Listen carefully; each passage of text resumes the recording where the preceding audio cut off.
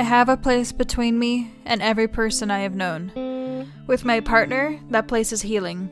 With my family, that place is breathing. With my childhood friend, that place is lonely, but forever alive. I bring the color blue, they bring a color too, and that space between us becomes a new hue.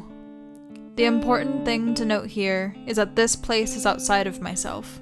It is outside of them as well. It's something alive on its own that we both get to know.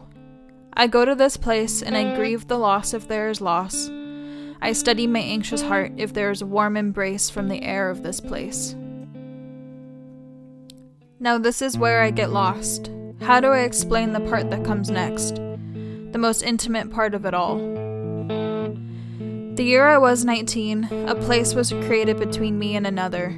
I brought the color blue, he brought violence that you can never undo. I couldn't bring blue. It couldn't weave together with what he chose to do. This place I know well. It is underground and barren. I did not dig the hole myself. I was not out that day in search of something beneath my feet. Someone buried me without my consent, settling of my body that is holy land. There is now a place, a part of me, forever carved by another's hand. This well is somewhere I have yet to name. I know of others and they are easier to claim. I can feel that embrace from a few years back, still beating in my heart. I can feel the rage in my belly from their wrongdoing. I can feel the grief in my bones that aches when I want to breathe. This is the well. Violence, pain, thievery, abuse. One pain passed on to another. The pain always stays the same, but it's just the carrier's name that has to change. He had hell inside of him that night and cast me there as well. How old is this place? How many eyes have awoken from the bottom of this well? Had he been here too for some time? The place between me and the others in my life, I choose to go. I have chosen, fully chosen, to be in this place between me and them, even if sometimes it breaks my heart open again.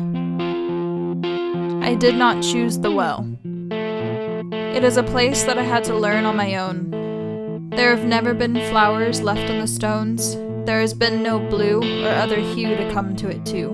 He left me there and it was up to me. Do I clean? Do I mend? Do I plant seeds? From the moment I found myself there, I loathed its existence.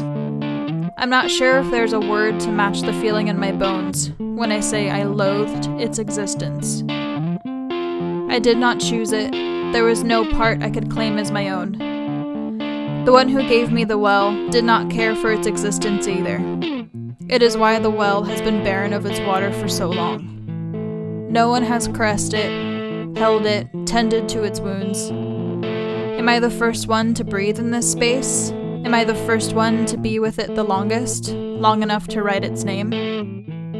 When feet hit stone at the bottom, time ceases to exist. Here, a minute can last for a year can go by in a second. Sound takes longer to reach ears. Just like my first meeting with the well, I am never thrown back with any warning. One moment I could be on a walk with a friend, the next I am underground. After the first screams have tired my throat, and the ache in my body becomes slow, I let my eyes adjust to the darkness. I cannot recognize myself from the well.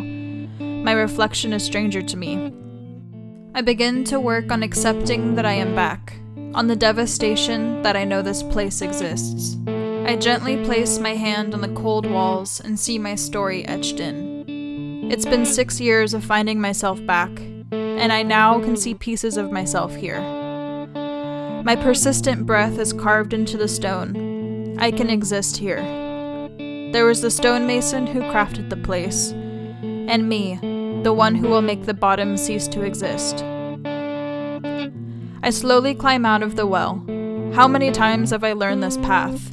How many times have I grieved my journey home? I place my hands around the stones and weep into the falling dark. I grieve the night I lost myself. I grieve the hell inside of another.